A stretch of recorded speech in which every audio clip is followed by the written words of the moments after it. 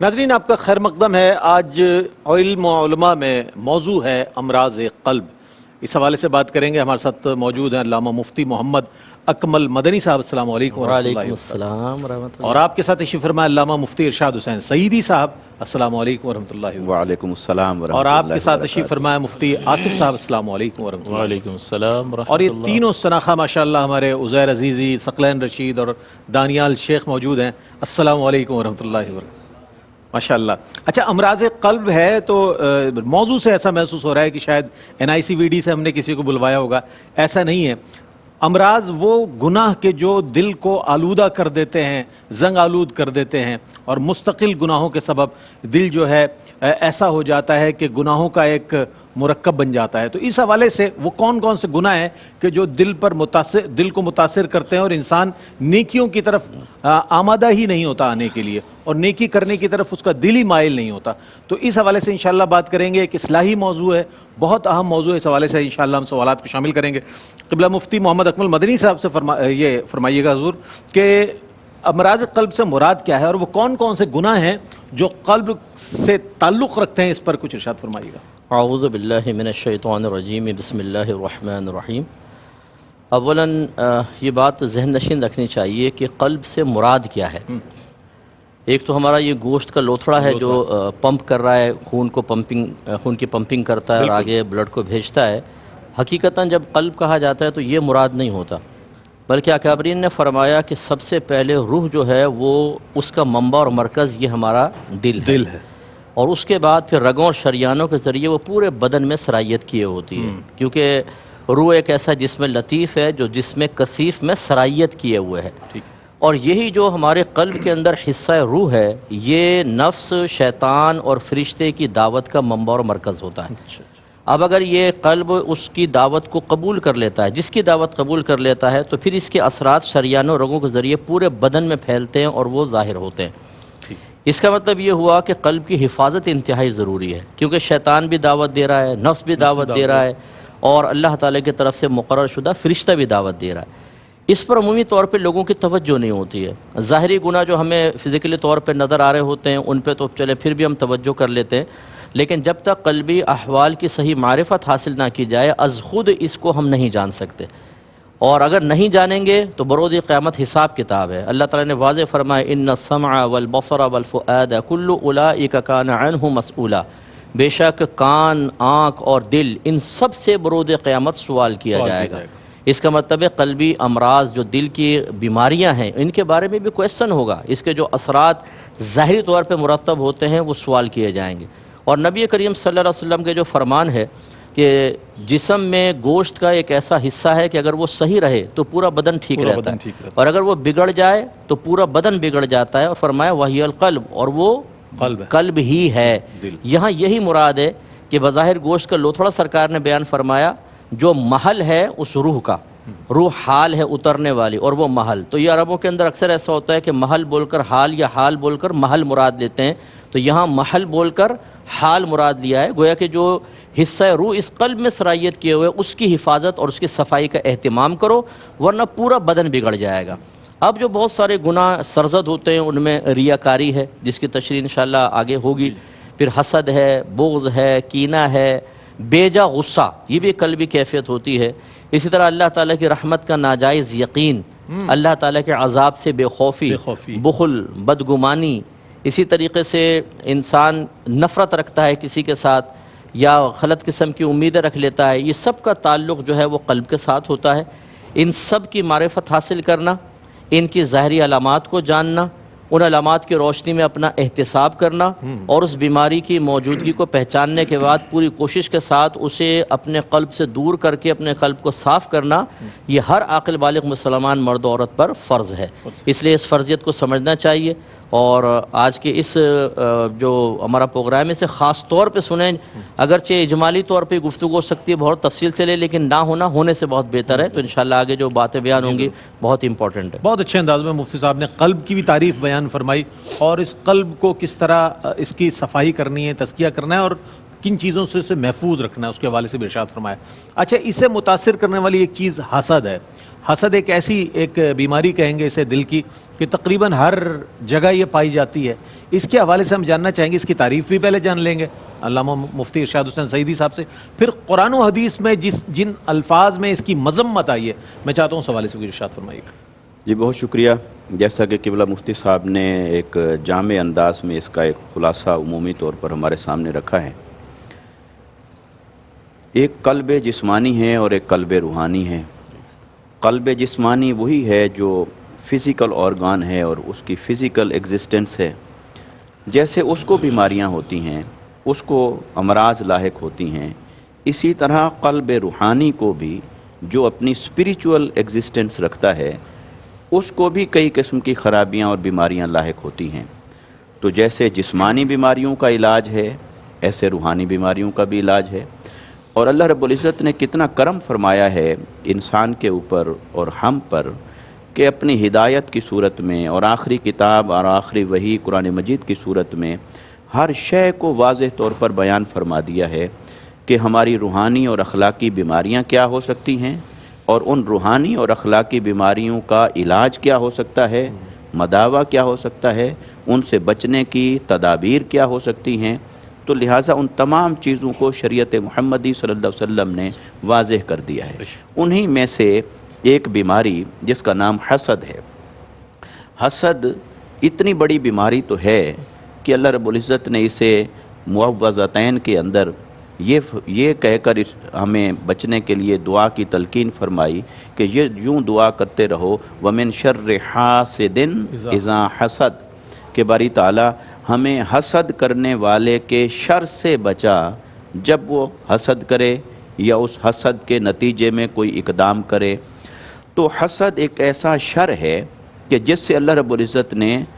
اپنے حبیب مکرم صلی اللہ علیہ وسلم کو بھی پناہ مانگنے کی تلقین فرمائی، حکم دیا، اور پھر آقا علیہ السلام کے واسطے اور وسیلے سے تمام انسانوں کو اس سے پناہ مانگنے اور حاسدین کے شر سے پناہ مانگنے اور بچنے کی تلقین فرمائی۔ گویا کہ ہمیں اس طرف متوجہ کیا ہے کہ اپنے حاسدوں سے غافل نہ ہو جانا، اپنے حاسدوں سے بے خبر نہ رہنا، بلکہ وہ کسی طور پر بھی آپ کو شر پہنچا سکتے ہیں، تو آپ نے اپنے آپ کو محتاط رکھنا ہے۔ اب یہ جو حسد ہے اگر ہم غور کریں اس اعتبار سے کہ کائنات میں جو سب سے پہلا مرض پیدا ہوا وہ بھی یہی حسد تھا۔ بالکل، شیطان کو، ابلیس کو حسد ہوا حضرت آدم علیہ السلام کے ساتھ، کیونکہ حضرت آدم علیہ السلام کو اللہ رب العزت نے وہ شرف عطا فرمایا کہ جو ملائکہ کے حصے میں بھی نہیں آیا، اور وہ اللہ رب العزت کی خلافت و نیابت کا شرف تھا۔ تو اللہ رب العزت نے ملائکہ کو جب حکم دیا کہ حضرت آدم علیہ السلام کو سجدہ کریں تو ابلیس نے سجدہ نہ کیا، اور اللہ رب العزت نے جب اس سے پوچھا کہ تو نے کیوں سجدہ نہیں کیا اس کے باوجود کہ میرا حکم تھا، میری معرفت تو تجھے ہے، میرے خالق اور مالک ہونے کو تو اچھی طرح جانتا ہے، تو پھر کیا امر مانے ہوا کہ میرے کہنے کے باوجود، حکم کے باوجود تو نے سجدہ نہیں کیا۔ اس نے اپنے اس حسد کو بیان کیا، اس نے کہا اس وجہ سے میں نے سجدہ نہیں کیا کہ میں ان سے بہتر ہوں، انا خیر منہ، میں ان سے بہتر ہوں، کیونکہ باری تعالیٰ تو نے انہیں مٹی سے پیدا فرمایا اور مجھے آگ سے پیدا فرمایا۔ یہ اس کا اپنا استدلال تھا کہ میں ان سے بہتر ہوں۔ گویا اس حسد کی بنیاد جو اس کے پاس تھی وہ اس نے اللہ رب العزت کے سامنے بیان کی، اور یہ یقیناً ایک کھلی بے ادبی تھی۔ اس کے نتیجے میں وہ اللہ رب العزت کی بارگاہ سے مردود ہوا۔ تو حسد کے نتیجے میں شیطان اللہ کی بارگاہ سے مردود ہوا، تو یہ کتنا بڑا گناہ ہے اور کتنا بڑی برائی ہے کہ یہ اللہ رب العزت کی بارگاہ سے دور کر دیتی ہے، انبیاء کرام کی نسبت سے اور ان کے ادب اور احترام سے دور کر دیتی ہے۔ تو حسد کے نتیجے میں اللہ کی اطاعت چھن گئی، حسد کے نتیجے میں نبی کا ادب اور تعظیم چھن گیا، اور حسد کے نتیجے میں دائمی لعنت کا وہ مستحق ہو گیا۔ تو ہمیں آج ضرورت اس بات کی ہے کہ ہم اپنے آپ کا جائزہ لیں کہ کیا ہم کسی کے منصب سے تو نہیں جیلس ہو رہے، کسی کے عہدے سے، کسی کو ظاہری مال و دولت اللہ نے عطا فرمایا، شان و شوکت عطا فرمائی، علم عطا فرمایا، حسن عطا فرمایا، ظاہر اور باطن کی کوئی نعمتیں عطا فرمائیں، اگر اس سے ہمارا دل تنگ ہو رہا ہے تو یہ حسد ہے۔ ہم اپنے دل کے اندر اس کی تنگی محسوس کر رہے ہیں اس سے، تو یہ حسد ہے۔ اور پھر اس تنگی کا سادہ سا اگر میں آخر میں اس کا خلاصہ کروں جی تو ایک فرمائیے۔ بزرگ سے کسی نے پوچھا کہ حسد کیا ہے، کہا اللہ کی تقسیم کی مخالفت کرنا۔ اللہ نے جس کو جو دیا ہے ہائے ہائے، اس کو منوان قبول کرنا ہی تو بندگی ہے، کیا بات، اور اس کی مخالفت کرنا کہ اسے یہ منصب ملا تو کیوں ملا، اسے یہ مال عطا ہوا تو کیوں ہوا، اسے یہ حسن و جمال ملا تو کیوں ہوا، وہ کیوں تو در حقیقت اللہ کی عطا کی مخالفت ہے، اللہ کی تقسیم کی مخالفت ہے۔ لہٰذا ہمیں اس سے اپنے آپ کو ہر حال میں بچانے کی ضرورت بھی ہے کہ ہم حسد میں مبتلا نہ ہوں، اور حاسدین کے شر سے بھی اپنے آپ کو محفوظ رکھنے اور ان سے محتاط رہنے کی ضرورت بھی ہے۔ بہت اچھی بات۔ حسد جو دل کو بہت متاثر کر دینے والی بیماری، اس کے بعد ہم بدگمانی کے حوالے سے، یہ تو ایک بہت ہی عام چیز ہے کہ کسی کے بارے میں بھی آپ کوئی بھی گمان کر لیں۔ اس حوالے سے کس طرح ممانعت آئی ہے قرآن و حدیث میں، اس کی کچھ اس پر مفتی آصف صاحب فرمائیں۔ اعوذ باللہ من الشیطان الرجیم، بسم اللہ الرحمن الرحیم۔ بدگمانی یا ظن جو ہے ایک اعتقاد کا نام ہے، سوچ اور فکر یا نظریے یا خیال کا نام ہے جو کسی ظاہری علامت کو دیکھ کر پیدا ہوتا ہے۔ اب کسی کی ظاہری علامت، کوئی اچھی علامت دیکھیں گے تو اچھا ظن پیدا ہوگا جس کو حسن ظن سے تعبیر کیا جاتا ہے، اور کسی میں کوئی بری علامت دیکھیں گے، کوئی گناہ کی بات دیکھیں گے مستقل طور پر، تو اس کو دیکھ کر جو گمان یا اعتقاد ذہن میں پیدا ہوگا اسے سوء ظن کا نام دیا جاتا ہے۔ اللہ تبارک و تعالیٰ کی ذات پاک تمام صفات کمال کی جامع ہے، وہ واجب الوجود ہے، لہٰذا اس سے حسن ظن رکھنا واجب ہے، اور مسلمانوں سے حسن ظن رکھنا مستحب ہے۔ اور اس کے علاوہ جو فاسق معلن ہوتا ہے، اعلانیہ گناہ کرتا ہوا دکھائی دیتا ہے، اسے اس کے افعال کے مطابق گمان رکھنا جائز ہے۔ ظاہر ہے کہ وہ خود ہی اپنے آپ کو دلیل فراہم کر رہا ہوتا ہے اعلانیہ طور پر گناہ کر کے، اور اس کے ان اعلانیہ گناہوں کو دیکھ کر پھر دیکھنے والا جو ہے اس کے بارے میں کوئی اعتقاد رکھتا ہے، تو پھر اس کا ذمہ دار وہ خود ہے۔ لیکن جس بدگمانی جو مذموم ہے یا ممنوع ہے یا حرام ہے مسلمان کے بارے میں، وہ بدگمانی ہے کہ بغیر دلیل کے دل میں یقین رکھنا کہ فلاں شخص برا ہے، یعنی کسی کے بارے میں برا ہونے کا یقین بلا دلیل اگر رکھ لیا جائے تو یہ بدگمانی کہلاتا ہے، اور یہ مذموم ہے اور یہ حرام ہے، کیونکہ بغیر دلیل کے تو کسی کے بارے میں کوئی گمان نہیں رکھا جا سکتا، بلکہ حکم یہ دیا گیا ہے کہ حسن ظن رکھا جائے، اور یہ مستحب ہے۔ چنانچہ اللہ تبارک و تعالیٰ نے قرآن عظیم میں اس کی ممانعت کو بیان کرتے ہوئے ذکر فرمایا کہ بہت سارے گمانوں سے بچو، یا ایھا الذین آمنوا اجتنبوا کثیرا من الظن ان بعض الظن اثم، کہ بہت زیادہ گمان کرنے سے بچو، یعنی گمان کرنے کی عادت نہ ڈال لو کہ بہت زیادہ جب عادت ہوگی تو پھر کوئی لمیٹیشنز نہیں ہوں گی، بلکہ انسان حد سے تجاوز کرتا ہے، اور اس میں اس ممنوع علاقے میں بھی جا کر قدم رکھ لیتا ہے کہ جو حقیقتاً گمان جو گناہ ہے۔ تو اللہ تعالیٰ نے فرمایا کہ بعض گمان گناہ بھی ہوتے ہیں، اس سے یہ معلوم ہوا کہ ہر گمان گناہ نہیں ہے، جیسا کہ میں نے آپ کی خدمت میں یہ تفصیل ذکر کی۔ اور جب بدگمانی انسان کرتا ہے تو وہیں تک رکتا نہیں ہے، بلکہ پھر اب مزید تجسس میں پڑ جاتا ہے، تو آگے منع فرما دیا ولا تجسسوا، اور جب تجسس کر کے کسی کی ٹوہ میں لگ کر کوئی بات اگر معلوم ہو جائے تو پھر وہ دوسروں کو بتاتا پھرتا ہے، تو اگلے مرحلے پر فرمایا ولا یغتب بعضکم بعضا ایحب ان یاکل لحم اخیہ میتا فکرہتموہ، غیبت کا ذکر ہے اور اس کی مذمت کو اللہ تعالیٰ نے بیان فرمایا۔ لہٰذا یہ بدگمانی ایک ایسا جرم ہے جس کے بارے میں حضور صلی اللہ علیہ وسلم نے بھی فرمایا کہ اللہ تعالیٰ نے جس نے کسی مسلمان سے بدگمانی رکھی، اس نے اس مومن سے بدگمانی نہیں کی، بلکہ اس نے اللہ تعالیٰ کی ذات سے بدگمانی کی ہے۔ لہٰذا یہ بہت برا فعل ہے اور اس سے اجتناب کرنا چاہیے۔ بہت اچھی بات آپ نے ارشاد فرمائی۔ ایک ہے بدگمانی جو ہم دوسروں کے لیے رکھتے ہیں، اور ایک ہے خوشگمانی جو ہم اپنے لیے رکھتے ہیں۔ جناب ہم سب سے اچھے ہیں، باقی جس کے بارے میں جو ہمارے ذہن میں خیال آئے گا وہ بدگمانی پہلے آئے گی، خیال بعد میں آئے گا۔ بہرحال یہ اس قسم کی جو بیماریاں ہیں جو دل کو متاثر کرتی ہیں، اس میں کبر ہے اور دیگر چیزیں ہیں، اس کو بھی ہم انشاءاللہ ڈسکس کریں گے۔ ایک وقفہ ہے، وقفے کے بعد لوٹتے ہیں۔ مجھے امید ہے آپ کا ہمارا ساتھ رہے گا۔ موضوع ہے امراض قلب، اور امراض قلب کے حوالے سے جتنی جہتیں ہیں اس پر ہم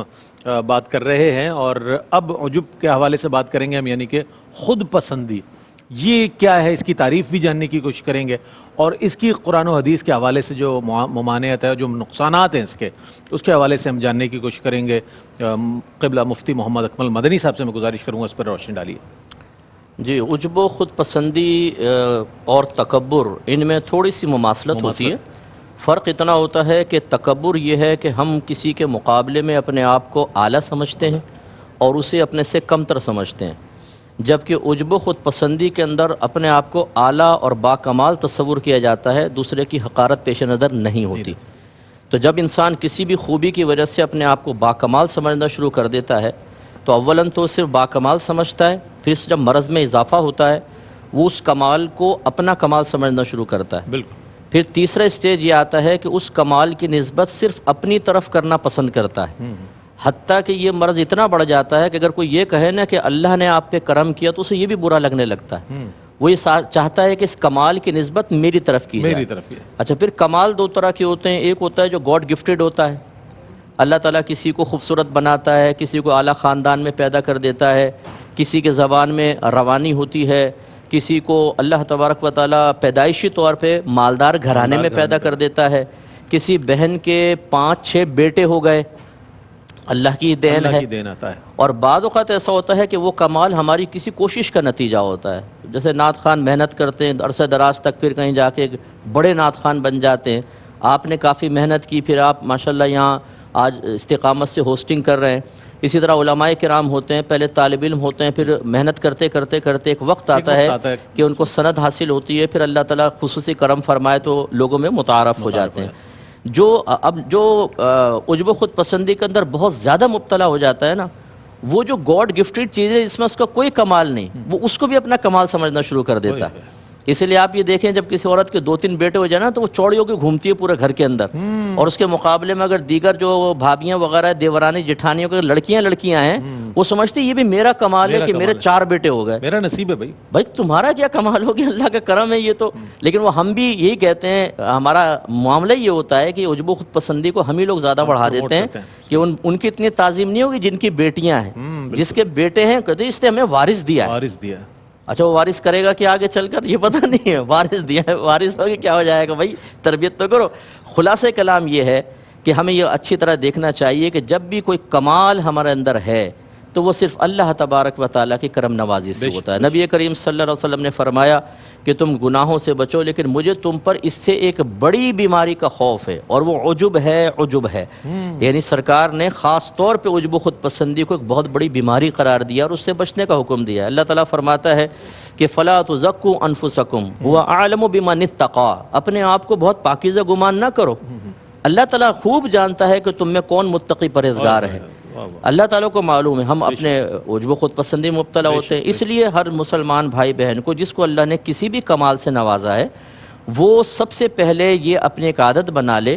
کہ ذہن میں بٹھا لے کہ میرے اللہ کی وجہ سے ایسا ہوا ہے ورنہ نہ ہوتا۔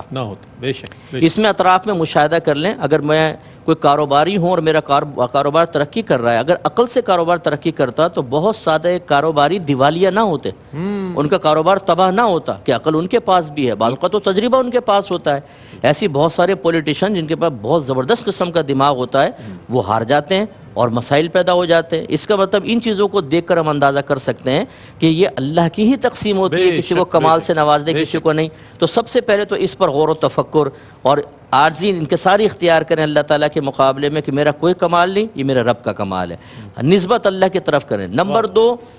جب ہم اس کو اپنا کمال سمجھنا شروع کریں گے کہ یہ میرا کمال ہے تو پھر انسان حق گوئی سے دور ہو جائے گا،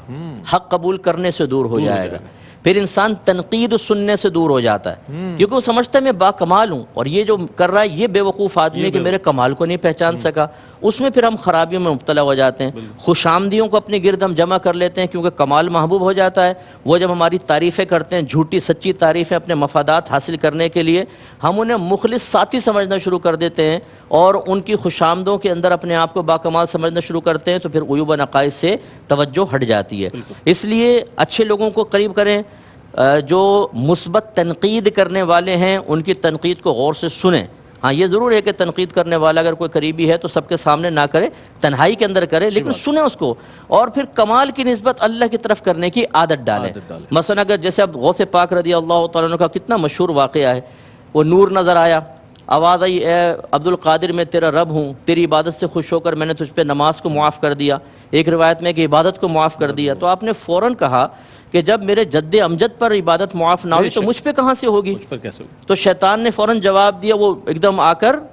اندھیرے میں بدل کے گر گیا، اور اب اس کا یہ وار تھا جو عجب و خود پسندی میں مبتلا کرنے والا تھا کہ عبد القادر آج تیرے علم نے تجھے بچا لیا، فرمایا نہیں، میرے رب کے کرم نے مجھے بچایا۔ یہ ہے وہ چیز کہ انسان جو بھی کمال ہو اسے اللہ کی طرف منسوب کرنے کی عادت ڈالے۔ اگر کوئی کہتا بھی ہے کہ آپ کا بڑا کمال ہے، آپ کہیں کہ بھئی سب اللہ کا کمال ہے۔ اگر یہ جملے کہنا دشوار ہو جائے تو سمجھ لیں عجب و خود پسندی ہے، یا پھر ہم یہ کہیں چلو اللہ کا کمال بھی کہو لیکن فقیر کا بھی تو کچھ مان لو یار،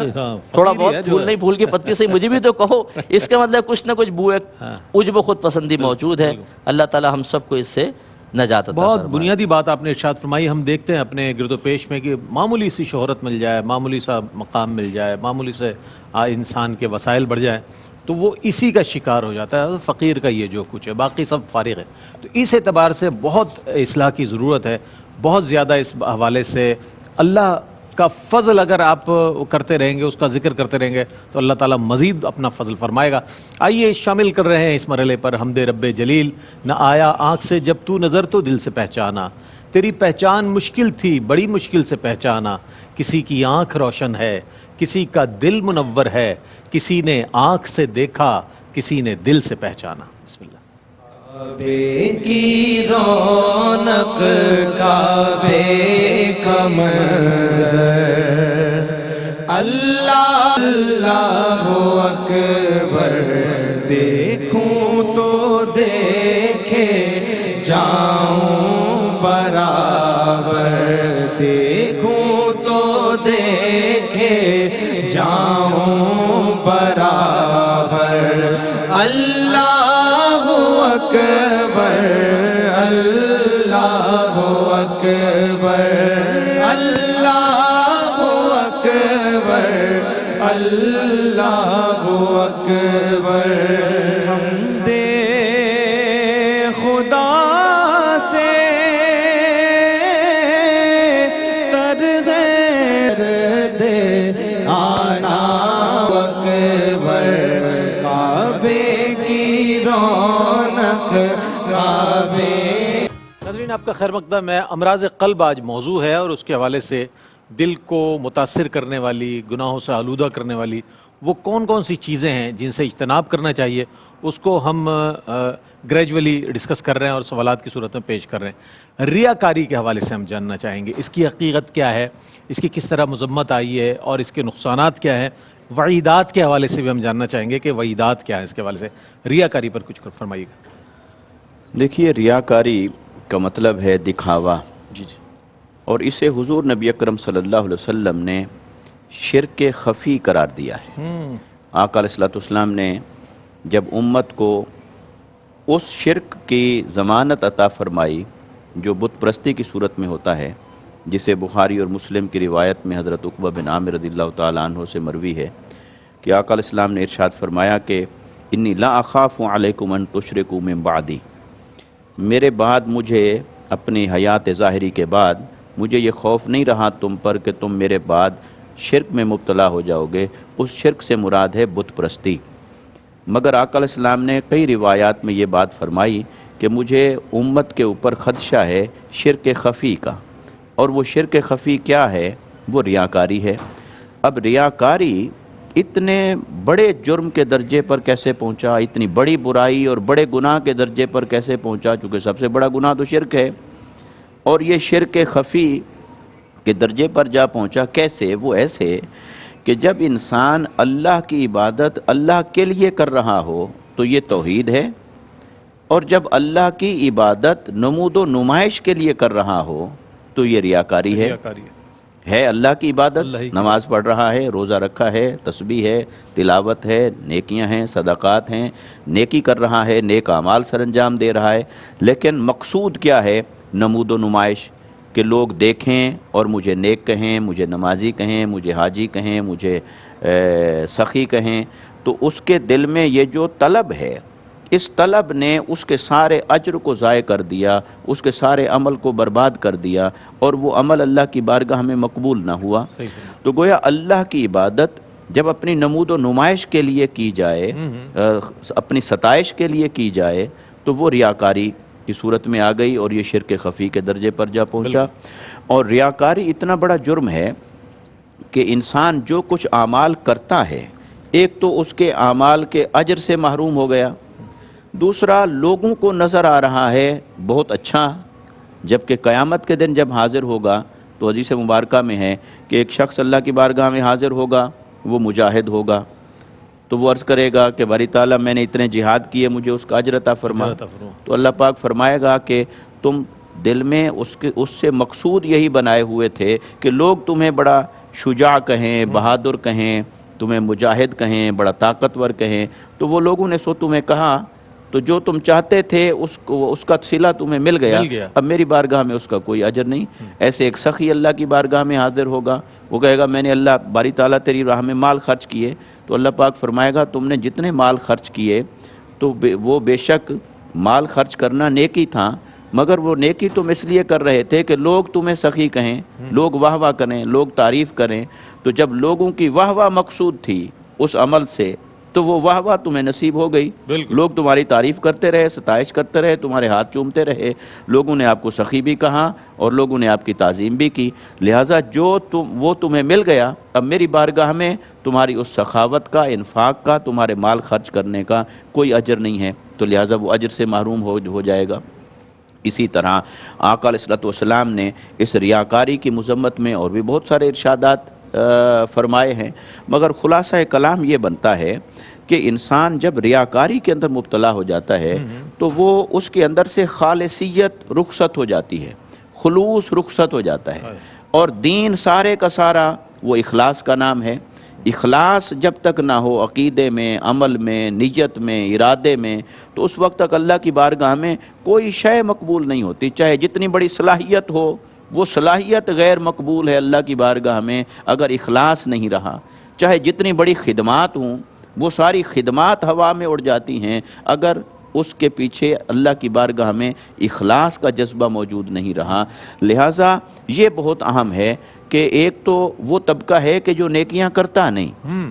یقیناً وہ بھی خسارے میں ہیں، گھاٹے میں ہیں، لیکن وہ طبقہ جو نیکیاں کر رہا ہے یا کسی بھی طرح سے خیر کے راستے پر ہے، اگر اس نیکی اور خیر کی راہ پر چلتے چلتے ریاکاری کے اندر مبتلا ہو گیا اور نمائش مقصود ہے، لوگوں کا دکھاوا مقصود ہے، اور لوگوں سے تعریف سننا اور واہ واہ کرنا یہ پسند ہوتا چلا گیا اپنے ان اعمال کے نتیجے میں، تو وہ اخلاص کا فقدان ہو گیا، اخلاص ناپید ہو گیا۔ تو جہاں بھی اس عمل اخلاص کا ثواب بھی اس کو ملے گا یا اس عمل کے ثواب سے بھی محروم نہیں ملے گا، جب کسی نے ایسا عمل کیا کہ اس کے پیچھے للہیت نہیں ہے، اخلاص نہیں ہے، اللہ کے لیے وہ عبادت نہیں کر رہا بلکہ لوگوں کی تعریف سننے کے لیے کر رہا ہے، تو وہ ریاکاری کے زمرے میں آیا، اور ریاکار کا یہی سب سے بڑا گھاٹا اور خسارہ ہے۔ وہ بھی خسارے میں ہے جس نے نہیں کیا، یہ اس سے زیادہ خسارے میں ہے کہ اس نے محنت بھی کی، مشقت بھی کی، عمل بھی کیا، لیکن اس کے پھل سے محروم رہا، اس کے ثمر سے محروم رہا، یہ تو بدنصیبی کی انتہا ہے۔ لہٰذا ہم میں سے ہر ایک کو اپنے دل کا محاسبہ کرنا چاہیے، اپنے دل کے اس مرض کی شناخت کرتے رہنا چاہیے کہ کہیں یہ مرض آ تو نہیں رہا، یا کہیں جڑ تو نہیں پکڑ رہا، مضبوط تو نہیں ہوتا جا رہا کہ ہمیں ریاکاری میں مبتلا کر دے اور کہیں ہمارے اعمال کو اجر سے محرومی کا سبب نہ بن جائے۔ ٹھیک ہے، اچھا کبر کے حوالے سے ہم بات کریں گے، تکبر، اس کی وضاحت جاننا چاہیں گے مفتی آصف صاحب سے، اور متکبرین کا جو انجام ہے اس کے حوالے سے بھی اگر ہم جان لیں تو ہمیں زیادہ خیال رہے گا کہ ہم کہاں کہاں غلطیاں کر رہے ہیں۔ کیا فرمائیے گا؟ جی، اس کی تعریف کے سلسلے میں مفتی صاحب نے ابتداً عجب و خود پسندی کے ضمن میں کلام فرمایا کہ خود کو اعلیٰ سمجھنا اور دوسرے کو حقیر جاننا یہ تکبر ہے۔ اللہ تبارک و تعالیٰ کی صفت کمال میں تکبر ہے کہ حقیقتاً بزرگی، برتری اور کبریائی اسی کو زیبا ہے، لہٰذا اس کی شان کے لائق ہے کہ وہ تکبر فرمائے، اور خود فرمایا کہ الکبر ردائی، کہ تکبر میری چادر ہے، اور جو مجھ سے اس معاملے میں جھگڑا کرے گا میں اسے عذاب دوں گا۔ اور جو متکبر ہوتا ہے اس کے بارے میں اللہ تعالیٰ نے قرآن عظیم میں بیان فرمایا کہ وَلَا تَمْشِ فِي الْأَرْضِ مَرَحًا، کہ زمین پر اکڑ کر نہ چل، انک لن تخرق الارض ولن تبلغ الجبال طولا، کہ نہ تو زمین کو پھاڑ سکتا ہے اور نہ ہی تو پہاڑ کی بلندی کو حاصل کر سکتا ہے۔ بتانا مقصود یہ ہے کہ اگر اپنے تئیں اپنے آپ کو اپنے علم، اپنے عمل، نسب، منصب، حسن و جمال یا اقتدار اور طاقت کی وجہ سے کسی بھی گاڈ گفٹڈ اللہ تعالیٰ کی طرف سے دیے گئے کمال یا خود انسانی کوشش کے نتیجے میں حاصل ہونے والے کمال کے نتیجے میں جب تو خود کو دوسروں سے اعلیٰ تصور کرے گا اور دوسروں کو ادنا سمجھے گا تو اس کے وہ نتائج جو تو چاہتا ہے وہ ضروری نہیں ہے کہ مرتب ہوں، وہ مرتب نہیں ہوں گے، جیسا کہ یہاں فرمایا کہ زمین پر اکڑ کر چلنا، کہ تو اپنے آپ کو دوسروں سے اعلیٰ اور عظیم سمجھ کر یہ فعل کر رہا ہے تو اس کا وہ نتیجہ نہیں نکلے گا کہ نہ تو زمین پھاڑ سکتا ہے اور نہ ہی تو پہاڑ کی بلندی کو چھو سکتا ہے، بلکہ اللہ تبارک و تعالیٰ کے غضب کا شکار ہوگا۔ اور اللہ تعالیٰ نے قرآن عظیم میں فرمایا انہ لا یحب المتکبرین، مستکبرین، کہ اللہ تعالیٰ تکبر کرنے والوں کو دوست نہیں رکھتا۔ اور شیطان کے بارے میں فرمایا کہ ابا واستکبر وکان من الکافرین، کہ اس نے انکار کیا اور تکبر کیا اور کافروں میں سے ہو گیا۔ تو بعض اوقات یہ تکبر اللہ اور اس کے رسول کے مقابلے میں ہوتا ہے تو انسان کو کفر تک میں مبتلا کر دیتا ہے، اور دیگر لوگوں کے اور مخلوق کے مقابلے میں ہوتا ہے تو یہ بھی حرام ہے، گناہ کبیرہ ہے۔ رحمت دو عالم صلی اللہ علیہ وسلم نے فرمایا کہ جس شخص کے دل میں رائے کے دانے کے برابر، ذرہ برابر بھی تکبر ہوگا وہ جنت میں داخل نہیں ہوگا، یعنی ابتداً وہ جنت میں داخل نہیں ہوگا۔ اور یہ بیان کیا جا رہا ہے کہ وہ ضرور، غالب گمان یہ ہے کہ اسے عذاب کا اور اللہ تبارک و تعالیٰ کی طرف سے گرفت کا سامنا رہے گا۔ لہٰذا تکبر ایک ایسی برائی ہے کہ جو قلبی مرض ہے اور اس سے انسان کو خود کو بچانے کی کوشش کرنی بہت اچھی بات آپ نے ارشاد فرمائی۔ یہ وہ چیزیں ہیں، یہ وہ رذائل ہیں کہ جس سے ہمیں اجتناب کرنا چاہیے، دور رہنا چاہیے، چونکہ قلب کو متاثر کرتے ہیں اور قلب متاثر ہو جائے گا تو پورا جسم، جیسے کہ مفتی صاحب نے ابتدا میں ارشاد فرمایا۔ ایک مختصر سا وقفہ ہے، وقفے کے بعد لوٹیں گے، مجھے امید ہے آپ کا ہمارا ساتھ رہے گا۔ اچھا جناب، امراض قلب میں ایک جو چیز بہت زیادہ متاثر کرتی ہے وہ بغض و کینہ بھی ہے۔ بغض و کینہ کے حوالے سے ہم جاننا چاہیں گے کہ یہ ظاہر ہے مفتی اکمل صاحب جب اس پر بیان فرمائیں گے تو ہمارے بہت سے معاشرتی پہلوؤں کو بھی سامنے لا کر اس کی وضاحت فرمائیں، کیا فرمائیے گا حضرت؟ جی بالکل، یہ بغض اور کینہ جو ہے یہ حسد کی ہی ایک مختصر شکل ہے۔ حسد میں تو یہ ہوتا ہے کہ ہم جب یہ حسد پیدا ہوتا ہے تو دوسرے مسلمان سے چاہتے ہیں کہ زوال نعمت ہو جائے اور مجھے حاصل ہو جائے، یہ حسد بنتا ہے۔ اور اگر زوال نعمت کی تمنا تو ہو، اپنے حصول کا ارادہ نہ ہو، تو پھر یہ بغض و کینہ اس کی تعریف بنتی ہے۔ تو گویا کہ بغض و کینہ یہ ہوتا ہے جب مسلمان بھائی کے پاس کوئی اللہ کی نعمت دیکھتے ہیں تو ہم چاہتے ہیں کہ میرے پاس نہیں تو اس کے پاس بھی نہ ہو۔ تو چونکہ اس میں ایک مسلمان سے نفرت ہے، اللہ تعالیٰ کی وہی جیسے کہا تھا کہ تقسیم پر اعتراض، بالکل، کہ اس کو کیوں دے دیا اللہ تعالیٰ نے، میں محروم تو یہ بھی محروم رہے۔ تو اس نفرت کی بنا پر، اللہ کی تقسیم سے اعتراض کی بنا پر پھر ہمارے اندر اس مرض کی وجہ سے خرابیاں پیدا ہوتی ہیں۔ اور ابو داؤد کی روایت نبی کریم صلی اللہ علیہ وسلم ارشاد فرماتے ہیں کہ ہر پیر اور جمعرات کو اللہ تبارک و تعالیٰ لوگوں کو جنت میں داخل فرماتا ہے، یعنی اس کا حکم ارشاد فرماتا ہے سوائے اس کے کرے، مشرک کے علاوہ سب کے لیے جنت کا حکم فرماتا ہے، اور سوائے ان دو اشخاص کے جن کے قلوب میں آپس میں بغض اور کینہ ہو، تو اللہ تعالیٰ فرشتوں سے فرماتا ہے ان دونوں کو رہنے دو جب تک کہ یہ آپس میں صلح نہ کر لیں۔ اس کا مطلب یہ ہے، اور اسی طرح بڑی راتوں کے بارے میں بھی ہے، جیسے شب برات کے اندر مغفرت کے ہیں، لیکن اس میں بھی کہا جن کے مسلمان کے قلب میں کینہ ہو، بغض ہو، اس کی مغفرت اس رات بھی نہیں ہوتی ہے۔ اس کا مطلب بہت بری چیز ہے، ہر شخص کو ہمیں احتساب کرنا چاہیے، خصوصاً ہماری جوائنٹ فیملیز کے اندر اور خواتین کے اندر یہ چیزیں بہت زیادہ ہیں، کیونکہ ایک وہ موازنہ کرتی رہتی ہیں، میری بہن کو بہنوں یہ لا کر دے رہا ہے میرے پاس نہیں، دیورانی کے پاس یہ ہے، جٹھانی کے پاس یہ ہے، اب وہ دیکھتی ہے کہ میرا شوہر اتنی چیزیں نہیں لا سکتا ہے تو وہ کہتی ہیں کہ نہ کھیلیں گے نہ کھیلنے دیں گے، ہمیں نہیں بولنگ دیتے ان تمہیں نہیں کرانے دیں گے، ہمیں ہماری بیٹنگ دے تمہاری بھی نہیں، وہ کہتے ہیں نہیں ملے تو اللہ کر کے ان کا بھی سب کچھ تباہ ہو جائے۔ ایسی بات کہ بچیاں ہوتی ہیں، اللہ کی رحمت نعمت ہے، دوسری کے پاس لڑکا پیدا ہو جاتا ہے تو اتنا بغض بعض اوقات بڑھ جاتا ہے۔ آپ نے خبروں میں دیکھا ہوگا کہ بچہ مار دیا سامنے لے کر، کہ میرے پاس نہیں تو اس کے پاس کیوں ہے۔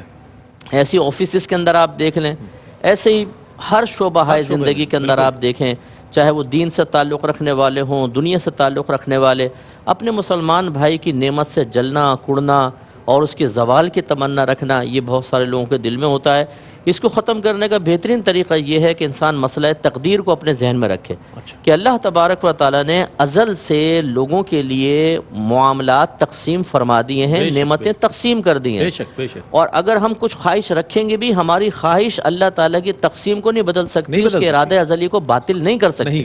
نقصان ہمارا ہوگا۔ بالکل، جیسے علماء نے فرمایا کہ حاسد کی مصیبت یہ ہے کہ وہ ایسا شخص ہے کہ جیسے کوئی کسی کو پتھر مارے اور گھوم کے خود آ کے اپنے آپ کو لگ جائے۔ ایسی جب آپ کسی سے کینہ اور بغض رکھتے ہیں اور اللہ کا ارادہ یہ ہے کہ اس کے پاس وہ نعمت قائم رہے، تو آپ کا ارادہ اللہ کے ارادے کو تو نہیں بدل سکتا، نتیجہ ہمیں نقصان ہوگا۔ اس لیے فراغ دلی کا مظاہرہ کریں، اللہ کی رضا پہ راضی رہیں، اس کی تقسیم ازلی پر راضی رہیں، اور خصوصاً میں عرض کرتا ہوں کہ اپنے بچوں کی بھی یہ تربیت کریں۔ شروع سے جتنی باتیں ہم نے ڈسکس کی ہیں، یہ شروع سے بچوں کو بھی ان کی تربیت دیں، ورنہ بعض اوقات ہماری بچیاں جو ہوتی ہیں جب سسرال میں جاتی ہیں، ہماری عدم تربیت کی بنا پر وہ ان امراض میں مبتلا ہوتی ہیں، اور ہو سکتا ہے کہ میدان محشر میں وہی بچے حسرت کے ساتھ پلٹ کے ہمیں دیکھ کر کہیں کہ آپ نے ہمارے ساتھ کیا کیا، ہماری تربیت نہیں کی اور آج اللہ نے ہمارے بارے میں یہ حکم دے دیا۔ گھر سے تو سکھا کے بھیجا جاتا ہے۔ ہاں، وہ تو خیر ماں بڑی ماہر ہوتی ہے، وہ تو پہلے یہ چھریاں تیز کر کے یہاں آستینوں میں رکھ دیتی ہے کہ بیٹا بعد میں پہلے چھرا گھسڑ دے پیٹ میں، تو وہ مائیں اب تو خیر یہ تربیت کر رہی ہیں، اللہ تعالیٰ رحم فرمائے ان کے اوپر، اور خود بھی وہ، کیونکہ مائیں بعض اوقات ایسا ہوتا ہے کہ ان بیچاریوں کی اپنی تربیت نہیں ہوتی، تو وہ اپنے خاندان میں اپنے گھر میں سب کچھ کر رہی ہوتی ہیں اور اس کا اظہار زبان سے ہو رہا ہوتا ہے، تو بچے ان زبان کے اظہار اور عمل کے ذریعے اپنے والدین کی قلبی کیفیات پر مطلع ہوتے ہیں اور اس کو اڈاپٹ کر لیتے ہیں، اور اس سے خرابیاں پیدا ہوتی ہیں۔ اس لیے ہمیں رول ماڈل بننا چاہیے بڑوں کو۔ اعلیٰ حضرت امام علیہ سنت نے اسی لیے فرمایا کہ اگر بچے کو بخل سے بچانا ہے تو اس کو نعمت دے کر بچوں میں تقسیم کروائیں، تاکہ جب وہ دے گا تو دل سے بخل بچپن سے دور ہوگا، بڑا ہوگا تو سخی بنے گا۔ تو یہ بچپن سے ہمیں بچوں کی تربیت کا اہتمام کرنا چاہیے۔ بہت اچھی بات۔ اچھا، اصل میں مفتی اکمل صاحب کا ایک طریقہ کار ہے، گراؤنڈ روٹ لیول پر آ کر بات کرتے ہیں، معاشرتی پہلوؤں کو اور اس میں جو موجود خرابیاں ہیں اس کو واضح کرتے ہوئے، نشاندہی کرتے ہوئے جاتے ہیں، تاکہ بہت سارے لوگ جنہیں اب تک اس بات کی خبر بھی شاید نہیں ہے کہ ہم کوئی غلطی کر رہے ہیں، ہم یہ کینہ کہلائے گا، یا یہ حسد ہے، یا یہ کوئی برائی ہے، یا کوئی گناہ ہے جو ہمارے دل کو آلودہ کر رہا ہے، اس کی طرف اگر نشاندہی ہو جائے اور چند افراد کی اگر اصلاح ہو جائے تو میں سمجھتا ہوں ہمارا مقصد حاصل ہو جائے گا۔ اس حوالے سے یہ بھی جاننا چاہیں گے، مفتی ارشاد سعیدی صاحب تشریف فرمائیں، حرص و لالچ کے حوالے سے بھی بتائیے گا، کیا یہ بھی امراض قلب میں اسے بھی شمار کیا جائے گا؟ یہ بھی ایک انسانی فطری تقاضا ہے کہ وہ حرص رکھتا ہے، لالچ رکھتا ہے کسی چیز کی، کیا فرمائیے گا؟ جی، یقیناً لالچ بھی دل کے امراض میں سے ایک مرض ہے۔ لالچ کے لیے ایک لفظ جو قرآن مجید میں، حدیث مبارکہ میں، عربی لٹریچر میں استعمال ہوا، حرص۔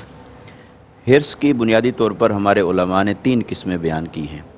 ایک حرص وہ ہے جو محمود ہے، قابل تعریف ہے، پسندیدہ ہے۔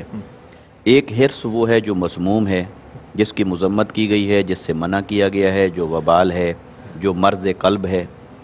اور ایک حرص وہ ہے جو مباح کے درجے پر ہوتا ہے،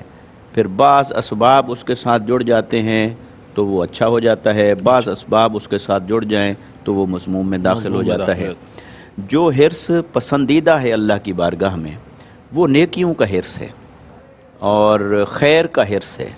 اس کے لیے قرآن مجید نے کہا فاستبقوا الخیرات، نیکیوں میں آگے بڑھو۔ اب اگر کسی انسان کے دل کے اندر یہ جذبہ ہے، وہ اگر روزانہ قرآن مجید جتنا پڑھتا ہے، وہ چاہتا ہے میں اور پڑھ لوں، تھوڑا اور پڑھ لوں،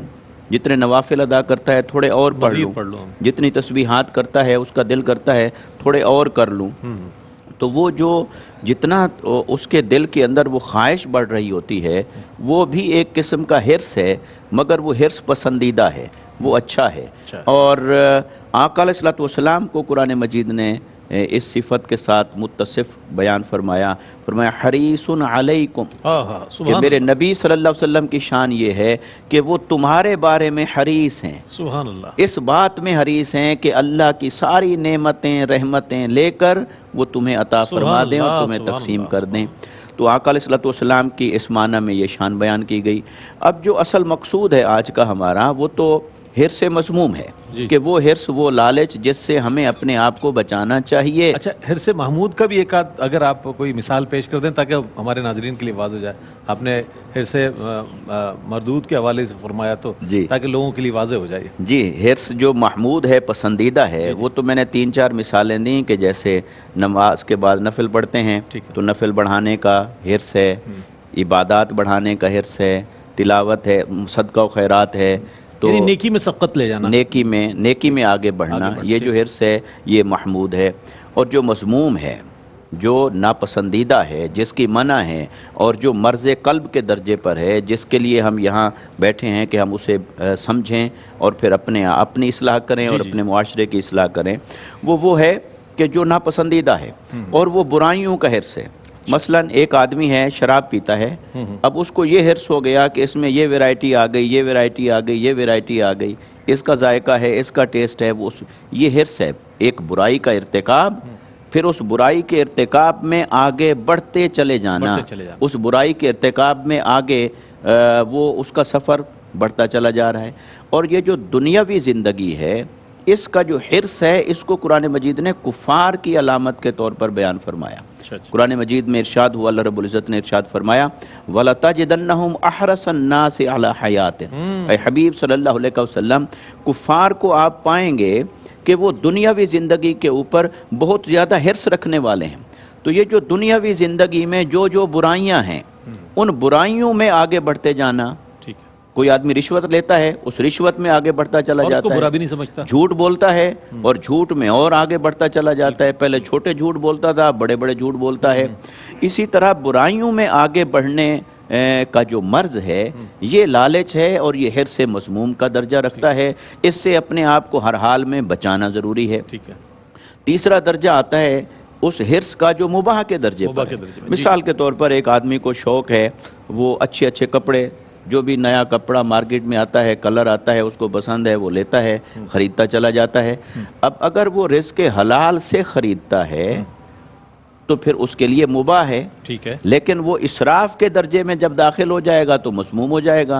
लिहाजा जब तक वो इसराफ़ के दर्जे में दाखिल नहीं हुआ, उसका शौक़ है और जायज़ और हलाल ज़रिए से पूरा कर रहा है, तो वो हिर्स मुबाह के दर्जे पर होगा। उसमें अगर वो कुछ नीयत अपनी अच्छी कर ले, मकसूद उसका अच्छा कर ले, तो वो चीज़ उसके लिए काबिल मुआख़ज़ा नहीं होगी, वरना काबिल मुआख़ज़ा हो जाएगी। तो लिहाजा खुलासा कलाम ये है कि हमें चाहिए कि वो हिर्स, वो लालच जो बुरा है, या जिन जिन चीज़ों का लालच और हिर्स बुरा है, हम अपनी निशानदही भी करें, अपने आप को भी उससे बचाएं, मुआशरे को बचाएं। और जैसा किबला मुफ्ती साहब ने इस बात की तरफ इशारा किया कि अपने आप की इस्लाह से भी ज़्यादा ज़रूरी ये है कि बच्चों को बचपन से ही आप इन अमराज से मुबर्रा करें और उनकी तरबियत ऐसी करें कि वो इससे बच जाएँ। बहुत अच्छी बात। बहैसियत तालिब इल्म और नाजरीन के नुमाइंदे के तौर पर जो वज़ाहत मुमकिन होती है, मैं कोशिश करता हूँ कि जो मेरे जहन में है वो आप तक भी पहुँच जाए। मुमकिन है आपके जहन पर भी बहुत से सवालात दस्तक दे रहे होते हैं मौजू के हवाले से। इंशाअल्लाह मज़ीद इस पर कलाम करेंगे। एक मुख्तसर सा वक्फ़ा है, वक्फ़े के बाद लौटते हैं। मुझे उम्मीद है आपका और हमारा साथ रहेगा। नाज़रीन, अमराज़ क़ल्ब आज हमारा मौजू है और उस पर हमने मुख्तलिफ़ जहतों पर सवालात क़ायम किए ताकि मौजू को डिस्क्राइब किया जा सके, मौजू की वजाहत हो सके और उस मौजू में जितनी जहतें हैं वो आप तक पहुँच सकें और आप अपने लिए भी एक लाइन ऑफ डायरेक्शन तलाश कर सकें कि आया हमें इस मौजू से ये पैगाम मिला है और हमें यहाँ अपनी इस तरह इस्लाह करनी है। अब एक चीज़ है बुख़्ल के हवाले से भी हम जानना चाहेंगे कि क्या ये भी, इसे भी अमराज़ क़ल्ब से ताबीर किया जाएगा और इसके क्या नुकसानात क्या क्या होते हैं इंसान को, ये भी कुछ फरमाइएगा। जी, ये भी क़ल्बी बीमारी है और इसकी तारीफ़ ये है कि जिस मकाम पर माल या असबाब को ख़र्च करना शरअन ज़रूरी हो, उस मकाम पर उस माल या सबब को ख़र्च न करना ये बुख़्ल कहलाता है। ठीक है। और इसके असबाब में तंगदस्ती का खौफ होता है कि अल्लाह ताला ने भी कुरान अज़ीम में बयान फरमाया कि ये शैतान तुम्हें तंगदस्ती से डराता है। इसी तरह से आखरत का खौफ, आखरत की फ़िक्र नहीं होती तो इंसान फिर आखरत के दर्जात की बुलंदी के सिलसिले में माल में अल्लाह ताला की तरफ से जो हुकूक़ रखे गए हैं उनको पूरा नहीं करता। इसी तरह से बच्चों के मुस्तकबिल की फ़िक्र होती है तो वो माल को रोके रखने की कोशिश करता रहता है। तो ये असबाब हैं जिनकी वजह से जहाँ ज़रूरत होती है वहाँ पर یعنی جہاں شرعاً لازم ہوتا ہے وہاں پر وہ مال خرچ کرنے سے خود کو روک رہا ہوتا ہے، یہ بخل ہے، اور اس کو اپنے حق میں بہتر سمجھ رہا ہوتا ہے اپنے تئیں. حالانکہ اللہ تعالیٰ نے قرآن عظیم میں فرمایا وَلَا يَحْسَبَنَّ الَّذِينَ يَبْخَلُونَ بِمَا آتَاهُمُ اللَّهُ مِنْ فَضْلِهِ هُوَ خَيْرًا لَهُمْ، کہ لوگ یہ نہ سمجھیں کہ جو اللہ تعالیٰ نے انہیں اپنے فضل سے عطا فرمایا ہے وہ اس میں بخل کرتے ہیں اور اسے اپنے لیے بہتر جانتے ہیں، بل ہوا شر لہم، بلکہ یہ ان کے لیے برا ہے، شر ہے. سیطوقون ما بخلوا به یوم القیامہ، ان قریب جس چیزوں میں انہوں نے بخل کیا ہے اللہ تعالیٰ ان کے گردنوں میں قیامت کے دن طوق پہنا دے گا، یعنی ان کی ذلت و رسوائی بالکل ہر ایک پر عیاں اور ظاہر ہوگی. تو جس چیز کو وہ اپنے حق میں بہتر سمجھ رہے ہیں اللہ تعالیٰ فرما رہا ہے ان کے حق میں بہتر نہیں ہے بلکہ ان کے حق میں یہ شر ہے. اور اس کے نقصانات میں سے یہ ہے کہ انسان بعض اوقات اس حد تک آگے بڑھ جاتا ہے کہ مال کی محبت اتنی زیادہ ہوتی ہے کہ وہ اسے حرص اور لالچ میں بھی مبتلا کرتی ہے. پھر جائز اور ناجائز ایک طرف ہوتا ہے اور مال جمع کرنے ہی کی محبت جو ہے غالب آتی ہے، پھر ہر اعتبار سے وہ مال کے حصول کی کوشش کرتا ہے، اور اس حد تک اس میں آگے بڑھ جاتا ہے کہ وہ اپنے مال سے خود بھی فائدہ نہیں اٹھا سکتا، یعنی اپنے مال کو اپنی ذات پر بھی خرچ نہیں کرتا. حالانکہ رحمت دو عالم صلی اللہ علیہ وسلم نے فرمایا کہ اللہ تعالیٰ نے جو تمہیں نعمتیں عطا فرمائی ہیں ان نعمتوں کا اثر تمہارے جسم پر ظاہر ہونا چاہیے. تو سب سے بڑا نقصان تو اس کو خود ہوتا ہے بخیل کو، کہ وہ اپنی نعمت سے خود فائدہ نہیں اٹھا سکتا. دوسرا یہ کہ جن لوگوں کے حقوق اس پر لازم ہیں اس بخل کی وجہ سے ان کے حقوق میں کوتاہی کا مرتکب ہوتا ہے. پھر اللہ تعالیٰ نے جو مال میں غریبوں کا حق رکھا ہے اس حق میں کوتاہی کا مرتکب ہوتا ہے، زکوٰۃ وغیرہ نہ ادا کرنا. اور نبی کریم صلی اللہ علیہ وسلم نے تو یہاں تک فرمایا کہ لوگوں کے مالوں میں زکوٰۃ کے علاوہ بھی غریبوں کا حق ہے. تو پھر وہ ان تمام چیزوں میں بخل کرتا ہے. اور قرآن عظیم میں بیان کیا گیا کہ جب ان کی موت کا وقت قریب آتا ہے تو پھر یہ اللہ کی بارگاہ میں یہ گزارش کرتے ہیں کہ تھوڑی سی مہلت دے دی جائے، فَأَصَّدَّقَ وَأَكُن مِّنَ الصَّالِحِينَ، تاکہ میں صدقہ کر لوں اور صالحین میں سے ہو جاؤں. لیکن اس کے بعد جو ہے اللہ کسی کا محتاج نہیں ہے، اس نے آپ کو مال دیا اور آپ کو موقع فراہم کیا. جو آپ کو مال دے سکتا ہے تو کیا اس کو نہیں دے سکتا جو محتاج ہے؟ یا ایھا الناس انتم الفقراء الی اللہ، اے لوگو تم سب اللہ تعالیٰ کی طرف محتاج ہو. واللہ هو الغنی الحمید، اللہ تعالیٰ ہی غیر محتاج ہے، تمام خوبیوں سے رہا ہے. تو جو آپ کو دے سکتا ہے وہ کسی اور کو جن کا حق آپ کے مال میں رکھا ان کو معاذ اللہ نہیں دے سکتا. تو آپ کو مال دیا اور ایک خاص وقت تک کے لیے آپ کے لیے آزمائش تھی، اب آپ پورے نہیں اترے تو اب کوئی مہلت نہیں دی جائے گی. لہٰذا یہ شخص نہ صرف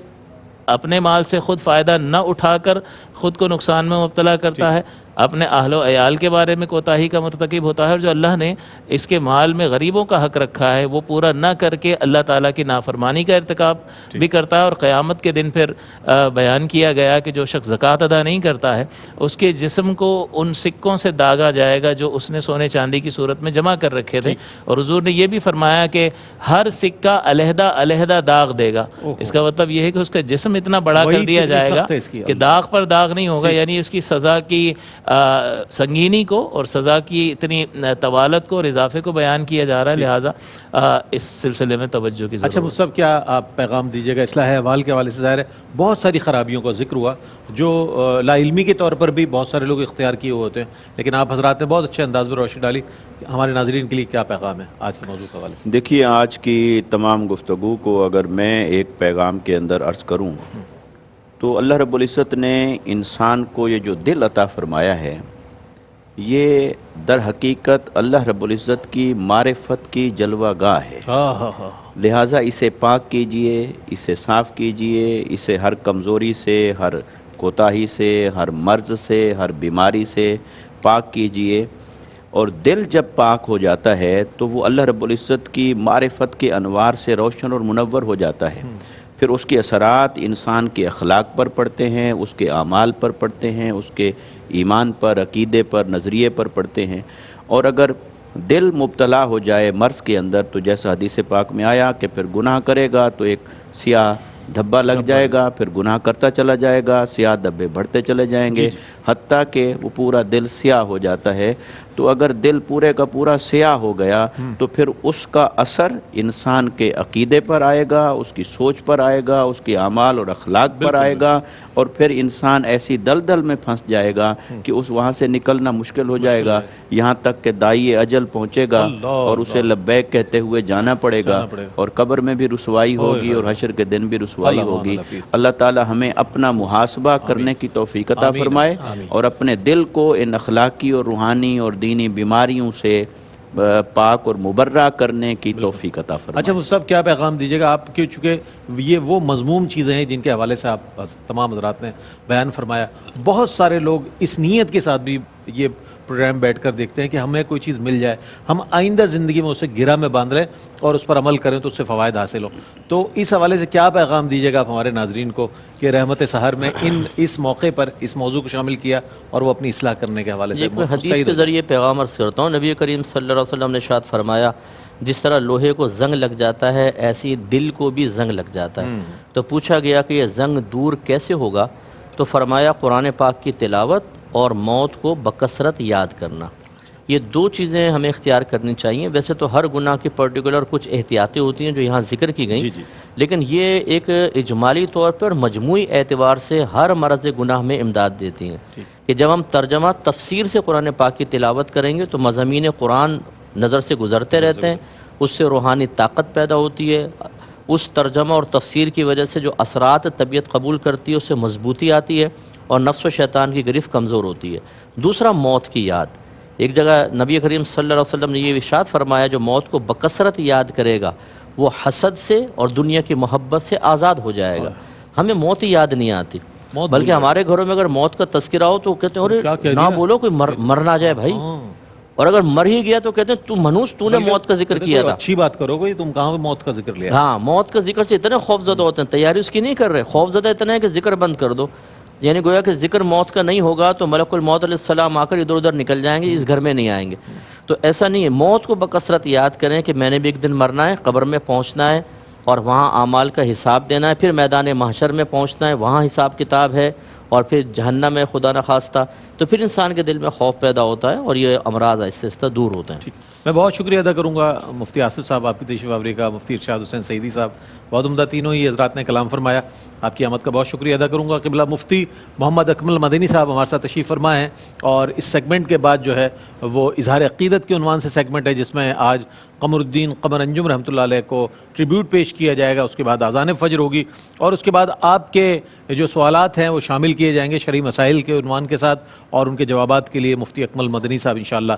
براہ راست آپ کو جوابات دیں گے انشاءاللہ۔ اور بس وہ جو سیگمنٹ ہے نا نعت کا وہ ضرور دیکھیں، اور اس کو بہت زیادہ لوگ پسند بھی کر رہے ہیں ماشاءاللہ۔ اظہار عقیدت کو حاضر ہوتے ہیں وقفے کے بعد، ہمارے ساتھ رہیے گا۔ مومنوں کے دل کا اجالا شان رمضان ہے، مومنوں کے دل کا اجالا شان رمضان ہے، سارے مہینوں سے ہے، سارے مہینوں سے نرالا شان